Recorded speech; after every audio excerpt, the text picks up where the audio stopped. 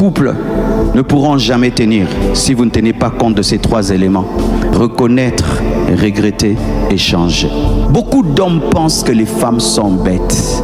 Ta femme est très intelligente. Peut-être même elle est plus intelligente que toi et plus sage que toi. Ce n'est pas parce que tu es un homme que tu es plus intelligent que ta femme et plus sage qu'elle. Et dans sa sagesse et dans son intelligence, elle sait que tu fais le mal. Et elle sait que tu sais que tu fais le mal. Mais Mounoko, cache. Et quand même tu reconnais que tu as fait le mal, regarde comment tu demandes pardon. Pardon. Et si la rabouille. Tu as un pardon revolver. Rapidos. Pardon. Surtout quand tu veux coucher avec elle. Tu demandes vite pardon pour avoir ta femme. Ta femme n'est pas une prostituée. Ta femme est une reine. Certains Africains, nous pensons que parce que tu as doté la femme, quelle est ta chose? Tu lui as fait le mal. Et tu sens qu'elle a mal dans son cœur. Elle est triste pour le mal que tu lui as fait. Tu ne regrettes même pas, mais tu as besoin d'elle physiquement. Et comme c'est ta femme, elle doit se donner à toi. Non, ça ne se passe pas comme ça. Ce n'est pas ta chose, c'est une personne. La dot n'est pas un achat, la dot est un symbole. Même si tu l'as dotée, si tu lui as fait mal et elle ne veut pas se donner à toi, c'est son corps.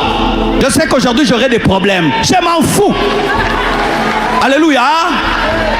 J'ai dit la vérité. C'est son corps. Tu dois collaborer avec la volonté pour avoir le corps. Si la volonté n'est pas d'accord, tu ne peux pas prendre le corps. C'est du viol dans le mariage. Beaucoup de femmes sont violées dans le mariage par leur mari au nom de la dot, alors que la dot n'est pas un achat. La dot est un symbole. Si tu as blessé ta femme et qu'elle est blessée dans son âme, tu ne peux pas toucher à son corps pendant que son âme est blessée. J'assume ce que je dis. Et je vous regarde les hommes. Je vous regarde. Combien de femmes souffrent dans leur couple? Le mari l'insulte le matin, la tape la nuit et puis couche avec elle. Toi, tu aimerais qu'on fasse à ta fille? Tu aimerais qu'on fasse à ta fille? Tu aimerais donner à un tel homme ta fille? Tu aimerais qu'un tel homme épouse ta fille? Et pourquoi tu fais ça à la fille d'autrui? C'est pourquoi vous qui n'êtes pas mariés, prenez le temps. Parce qu'il y a de tels hommes. Prenez le temps. D'ailleurs, si déjà il te gifle, il ne t'a pas épousé, il va commencer à te taper et puis il couche avec toi. Toi tu pleures, lui il a du plaisir. Tu dois regretter. Tu ne dois pas avoir un pardon rapide. Oh pardon, pardon, pardon, pardon. Essilité. Tu insultes, tu tapes l'autre, tu trompes et tu veux qu'en une seconde. Essilité. Apprends à respecter la colère de l'autre. Apprends à respecter la tristesse de l'autre. Je dis apprends à respecter la colère de l'autre et la tristesse de l'autre. C'est alors qu'il saura que ton pardon est sincère. Parce que quelqu'un qui est sincère comprend que tu sois en colère. C'est pourquoi David comprenait la colère de Dieu et s'était même préparé au châtiment. C'est comme ça que Dieu l'a pardonné, parce que lui-même s'était préparé à être châtié, parce qu'il savait qu'il avait fait le mal. Il a commis l'adultère et le meurtre. Vous devez aussi savoir, surtout nous en Afrique, les hommes sautent la première étape. C'est-à-dire qu'ils avouent rarement. Et ils vont seulement changer, ils deviennent gentils. Les hommes souvent, première étape là, oh chérie, tu m'excuses de t'avoir manqué du respect devant les gens. Je crois que quand ça papa, nous salons jamais. Nakoko na bango. C'est dit, bande pas nanga. Jamais. Qu'est-ce qu'ils font souvent ces hommes? Ceux qui deviennent seulement gentils. Le matin il est gentil, te donne des cadeaux, il te propose d'aller au restaurant. Maman, ne sois pas dur, pardonne. Il a demandé pardon, mais il n'est pas congolais. Pardonnez aussi aux gens qui n'arrivent pas à le dire, mais qui le disent autrement, parce que l'essentiel c'est la paix, c'est la paix. Ne soyez pas des gens qui sont là. Tu dois reconnaître, le pasteur avait dit papa, le pasteur avait dit papa, tu t'agenouilles, tu demandes non. Parce que la Bible dit que la mesure que tu utilises pour juger l'autre sera utilisée contre toi. Si avec ton mari tu es très exigeant, lui aussi sera exigeant avec toi. Si toi, quand l'autre fait le mal, tu deviens comme un juge qui le suit en toutes choses, lui aussi le sera avec toi. Parce que ce que nous sémons, nous le récoltons. Ce passage met en lumière un problème très réel dans beaucoup de relations aujourd'hui, le manque de sincérité dans la reconnaissance du tort. L'orateur insiste sur 3 éléments essentiels: reconnaître, regretter et changer. Et ce qui est frappant, c'est que beaucoup s'arrêtent seulement au premier niveau. Reconnaître ne suffit pas. Dire « j'ai fait une erreur » sans un véritable regret et sans un changement concret, c'est vide de sens. Et c'est exactement ce qui détruit progressivement la confiance dans un couple. Il souligne aussi un point très important, la perception de l'autre. Beaucoup d'hommes sous-estiment l'intelligence et la sagesse de leur femme. Pourtant, elle sait quand quelque chose n'est pas sincère. Et c'est là que le problème devient profond. Lorsque quelqu'un demande pardon sans être réellement touché intérieurement, cela se ressent. Les gestes deviennent mécaniques, les excuses deviennent superficielles et la relation commence à se fragiliser. Il donne un exemple très concret, devenir soudainement gentil, offrir des cadeaux, changer temporairement de comportement, mais sans transformation réelle. Ce type d'attitude ne répare pas le mal, il le masque seulement. Et enfin, il rappelle un principe fondamental, ce que tu fais à l'autre te sera fait. Si tu es dur, exigeant, juge envers ton partenaire, tu récolteras la même chose. Cela veut dire que la qualité de ta relation dépend directement de ton propre comportement. Ce que tu sèmes dans ton couple aujourd'hui détermine ce que tu vas vivre demain. Donc, la vraie question n'est pas simplement est-ce que tu reconnais tes erreurs, mais est-ce que tu es prêt à changer réellement pour construire une relation solide et durable ?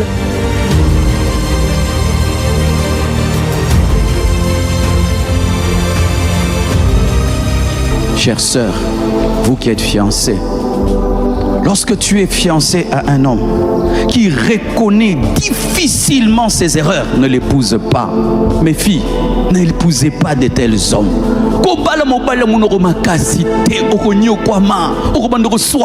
En français, n'épouse jamais un homme qui reconnaît difficilement ses erreurs dans les fiançailles. Il sera davantage mauvais dans le mariage. Un homme que tu attrapes et qui te bat. Tu le téléphones, tu es où? Il te dit qu'il a matété, alors que tu le vois limité. Hey. Quand on te demande tu es où, fais attention, hein? Peut-être qu'on te voit. Oh, Nazar matété.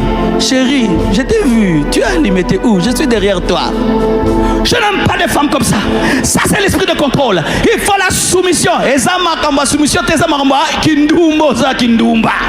Alléluia. Tu n'es pas obligé de continuer une telle relation. C'est pourquoi j'ai dit au premier culte, vous savez qu'une chose, une femme, même si elle n'est pas mariée, si elle a Jésus, elle a de la valeur. Et même si elle n'a pas Jésus, elle a la valeur. Tu as étudié, tu as une éducation. La femme n'a pas de la valeur quand elle se marie. Même si elle n'est pas mariée, elle a de la valeur. Donne-moi la main, hein? Car il y a même des femmes qui ne sont pas appelées à se marier. Je sais que là, j'ai dérangé l'Africain, mais j'aimerais vous dire la vérité. Ta valeur n'est pas d'abord dans le mariage. Ta valeur est en Dieu. Ta valeur est dans ton potentiel. Tu as étudié, tu es intelligente, tu sers Dieu, tu as l'onction, tu prêches, tu enseignes. Comme ma sœur Naomi qui est là. Vous voulez dire qu'elle aura la valeur quand elle va se marier? Elle vous a prêché vendredi, il y avait l'onction ou pas? Est-ce qu'elle aura la valeur quand elle va épouser France? Elle a déjà de la valeur. Mariage ou pas mariage? Si c'est le mariage qui vous donne la valeur, alors si ton mari meurt, tu n'as plus de valeur? Investissez dans les études de vos filles. Faites étudier vos filles. Élevez vos filles. Encadrez vos filles. Honorez vos filles. Arrête de mépriser ta fille parce qu'elle n'est pas mariée. Des mamans, vous poussez vos filles à épouser n'importe qui en dérangeant vos filles. Chère maman, ta fille peut épouser un voyou parce que tu n'as pas la sagesse.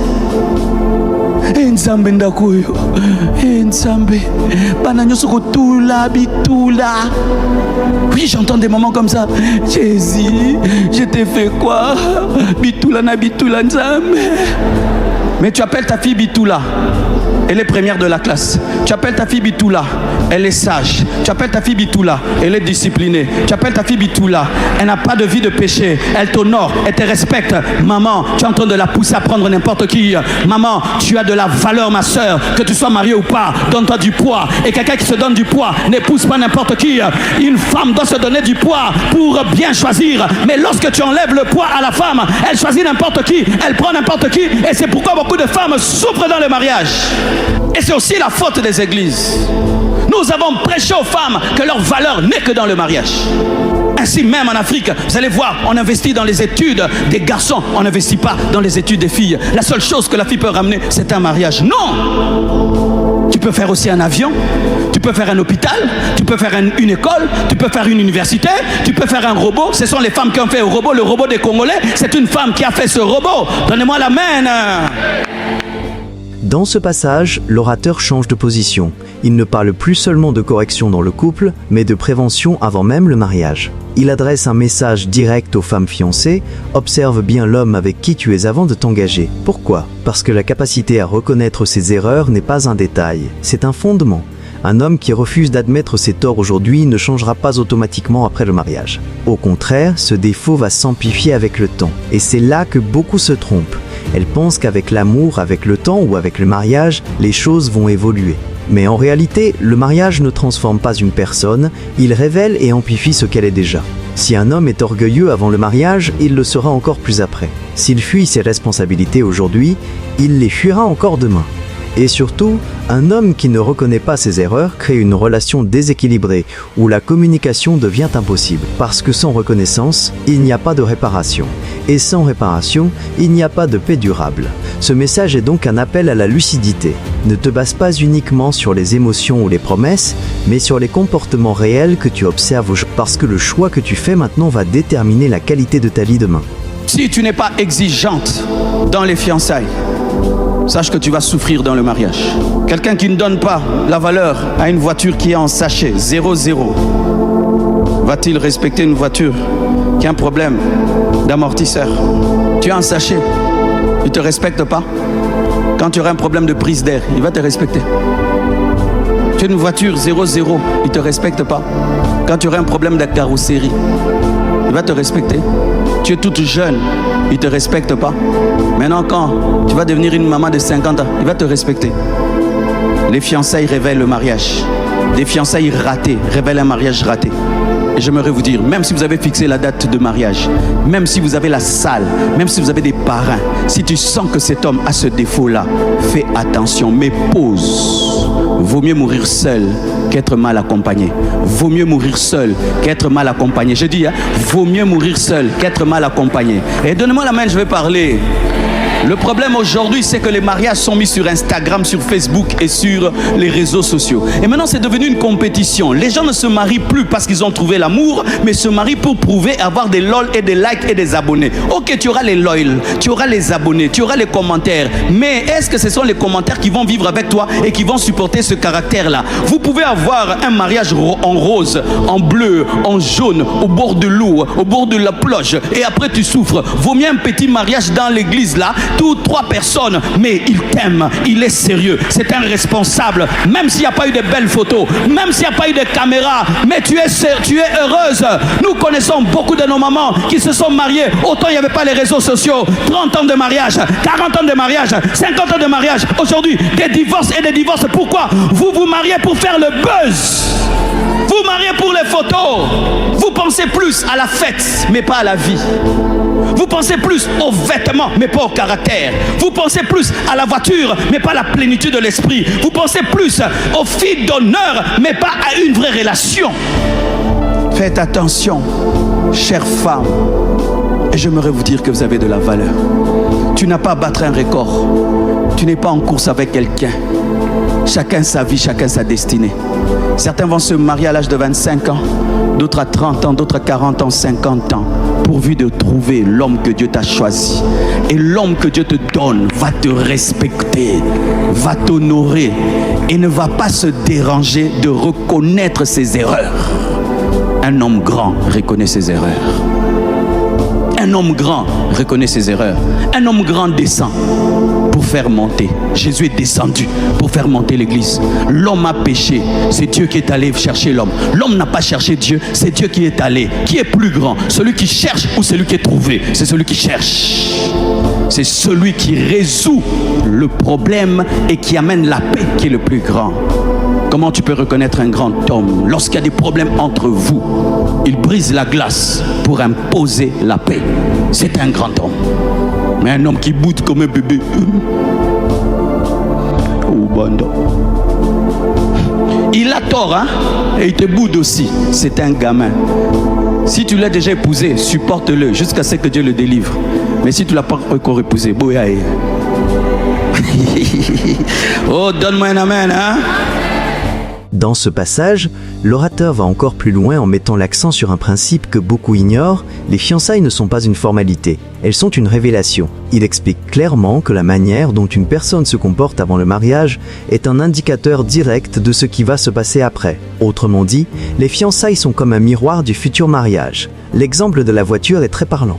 Si quelqu'un ne respecte pas ce qui est en bon état aujourd'hui, comment pourra-t-il respecter ce qui sera plus fragile demain? Cela veut dire que le respect ne dépend pas de ton état, de ton âge ou de ta situation, mais du caractère de la personne en face de toi. Beaucoup de personnes pensent que les choses vont s'améliorer avec le temps, mais en réalité, ce qui est toléré aujourd'hui devient une norme demain. Il met aussi en garde contre une dérive actuelle, les mariages basés sur l'apparence et la validation sociale. Se marier pour les réseaux sociaux, pour les likes ou pour l'image, c'est construire sur quelque chose de superficiel, et ce qui est superficiel ne tient jamais sur la durée.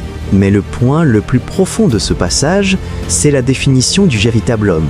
Un homme mature n'est pas celui qui a toujours raison, mais celui qui est capable de reconnaître ses torts et de prendre l'initiative de restaurer la paix. Il compare cela à une attitude spirituelle forte. Celui qui est réellement grand, c'est celui qui descend, qui fait le premier pas, qui brise le silence pour résoudre le problème. À l'inverse, quelqu'un qui s'enferme dans l'orgueil, qui boude, qui refuse de dialoguer, ne fait que montrer une immaturité émotionnelle. Et c'est là que le message devient très clair. Si tu vois ces signes avant le mariage, tu dois être extrêmement vigilant, parce qu'un défaut ignoré aujourd'hui peut devenir une souffrance permanente demain. Donc, la vraie question n'est pas seulement « est-ce que cette personne t'aime ?», mais est-ce qu'elle a la maturité nécessaire pour construire une relation stable, saine et durable.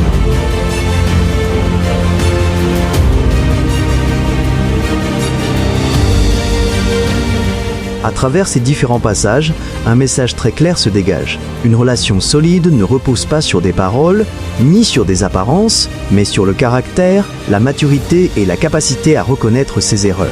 Que ce soit dans le couple ou avant le mariage, tout commence par la vérité, la sincérité et la responsabilité personnelle. Si ces éléments sont absents, aucune relation ne peut tenir sur la durée. Mais s'ils sont présents, alors il devient possible de construire quelque chose de stable, de profond et de durable. Maintenant, prends un moment pour réfléchir. Est-ce que tu es dans une relation qui repose sur ses bases ou simplement sur des apparences? Si ce message t'a touché profondément, abonne-toi, active la cloche, écris en commentaire « Je commence aujourd'hui » et partage cette vidéo à quelqu'un qui en a besoin. Merci.